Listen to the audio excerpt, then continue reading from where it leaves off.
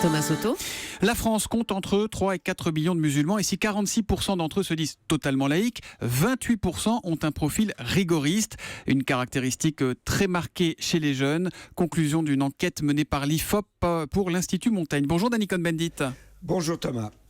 Dany, 28% de rigoristes, ça fait beaucoup, c'est un peu inquiétant, 28% de musulmans en France qui se disent rigoristes. Thomas, c'est toujours la même chose avec les sondages, ça dépend comment on les lit. Moi, je lis d'abord qu'il y a environ plus de 60% qui ne sont pas rigoristes. Il y a un tiers de musulmans qui ne vont jamais à la mosquée, un tiers qui vont aux fêtes religieuses, et il y a 28% qui sont, disons, religieusement rigoristes. Mais là encore, il faut faire attention, on peut être religieusement rigoriste et rien à voir avec le terrorisme. Ce qui est inquiétant, c'est vrai, c'est qu'il y a une tendance de rigorisme chez les jeunes qui augmente, et on dit qu'ils sont entre 18 et 24 ans, près de 50%. Ouais. Ça, c'est un véritable problème, une véritable défaite de l'éducation de la République. Alors, je regarde encore cette enquête et on voit que 58% des hommes et 70% des femmes sont favorables au port du voile, ou encore que 81% des musulmans interrogés disent que les enfants doivent pouvoir manger halal dans les cantines scolaires. On fait quoi là? On appelle SOS laïcité?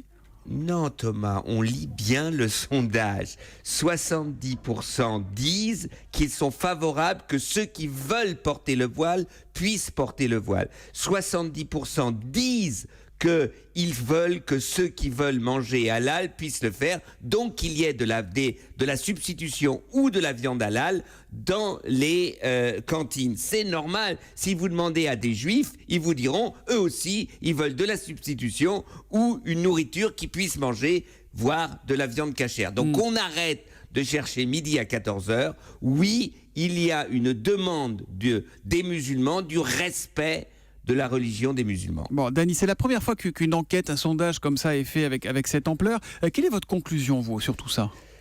Eh bien, au Yes Weekend, oui, nous pouvons avoir un islam en France, et d'ailleurs l'Institut Montaigne qui a fait ce sondage, ou qui a commandé ce sondage, eh bien cette étude fait des propositions très intelligentes. Il y a la formation des aumôniers, la formation des imams, il y a la possibilité du financement des cultes de religion, donc que l'islam en France se sente en France et non pas géré par les pays, les consulats, etc. Et deuxièmement, qu'ils viennent donc dans cette laïcité, non pas un intégrisme laïque, mais une laïcité qui permet ceux qui veulent croire à donc assumer leur religion et les athées d'assumer leur athéisme. Merci beaucoup. Alors je crois que Louise Eklund a un petit mot à vous dire, juste rapidement. Yes we can. Ouais, yes we can, pas yes we can.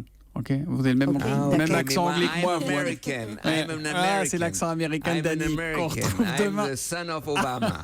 Oh yes. À demain matin, Dany, 8h moins 10.